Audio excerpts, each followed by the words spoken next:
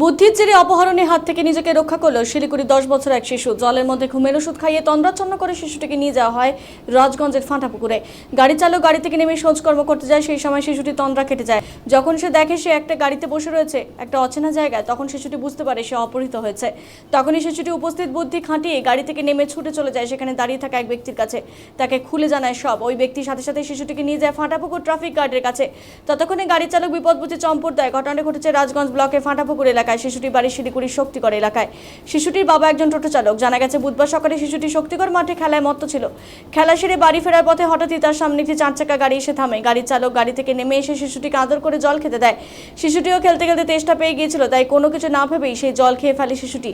এরপরই অজ্ঞান হয়ে পড়ে শিশুটি। এরপর শিশুটিকে জলপাইগুড়ি জাতীয় সড়কে ফাঁটাপুকুর এলাকায় তার জ্ঞান ফিরে আসে। জ্ঞান ফিরে আসার পর উপস্থিত বুদ্ধি খাটিয়ে গাড়ি থেকে নেমে একজনকে সে সমস্ত কথা খুলে বলে এবং ফাঁটাপুকুর ট্রাফিক গার্ডে নিয়ে যাওয়া হয়। অন্যদিকে বিষয়টি বুঝতে পেরে গা ঢাকা দেয় ওই 4 চাকা গাড়ি। এদিকে শিশুটি বাড়িতে ফিরে বা না আসায় নানা জায়গায় খোঁজাখুঁজি শুরু করে পরিবার। দুপুরে পুলিশের ফোন পেয়ে চমকে যান শিশুটির পিতা। কী করে অত দূরে এইটুকু ছেলে চলে গেল তা বুঝে উঠতে পারেন না। তবে আর কাল বিলম্ব না করে সন্তানকে আনতে ছুটে যান ফাঁটাপুকুরে। এনজিপি থানার সহযোগিতায় অপহৃত শিশুটিকে আনা হয় এনজিপি থানায়। সেখান থেকে শিশুটিকে নিজেদের কাছে ফিরে পান পরিবারটি। এদিন দিন দুপুরে এমন ঘটনায় চাঞ্চল্য ছড়িয়ে পড়ে শিলিগুড়ির শক্তিগড় এলাকায়।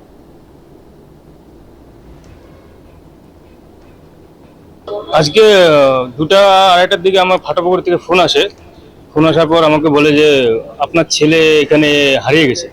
আমি বলছি হারিয়ে গেছে কোথায়? বললো পানিগুড়ি মোড়। বললো পানিগুড়ি মোড়। বললো পানিগুড়ি মোড়, তো আমার মাথায় হাত দেবে, এত দূরে আমার ছেলে কি করে গেল? তারপর আমাকে বললো যে আপনার অত চিন্তা করার দরকার নাই, আমরা ফাঁটাপুকুর যে ট্রাফিক পয়েন্ট আছে ওখানে বড়বাবুর কাছে আপনার ছেলেকে আমি হ্যান্ড ওভার করছি, মানে যে পেয়েছিল।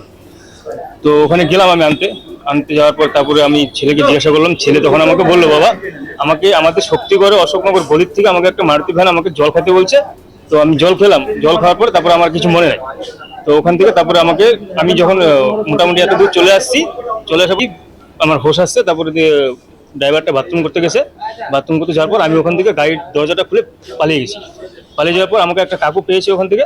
তো কাকুটা আমাকে ওখান থেকে বললো যে তুই কোথার থেকে আসছিস? তো ও বলছে যে শক্তিগড়, শিলিগুড়ি শক্তিগড় থেকে আসছি। তো আমি এরকম হারিয়ে গেছি। তো বললো তো কে নিয়ে আসছে? ও বললো যে আমাকে একটা গাড়িওয়ালা নিয়ে আসছিল। তো আমি এখান থেকে গাড়ির থেকে দৌড়ায় পালিয়ে গেছি। তারপর বললো যে বাবার নাম্বার বল। তো বাবার নাম্বার বলছে, তো আমাকে ফোন করছে লোকটা। ফোন করার পর তারপর বললো যে এখন কোনো চিন্তার কোনো কারণ নেই, বড়বাবুর কাছে দিয়েছি। তারপরে ওখানে গেলাম আমি গেলাম, আমার বন্ধু একজনকে নিয়ে গেছিলাম। তো বড়বাবু ওখান থেকে আমাকে বললো ওখানে ভিডিও করে তারপরে বললো আইডেন্টি সবকিছু দেখে বললো এখন নিয়ে যেতে পারে। আমার বয়স না কখন নিয়ে আসছিস? আপনার ছেলে কত বছর? আমার ছেলের 10 বছর, 10+। কি করেন? আমি টোটো চালাই। মানে এই ঘটনাটা কখন ঘটেছে? এটা সকালবেলা 11টা থেকে 11:30টার মধ্যে ঘটছে।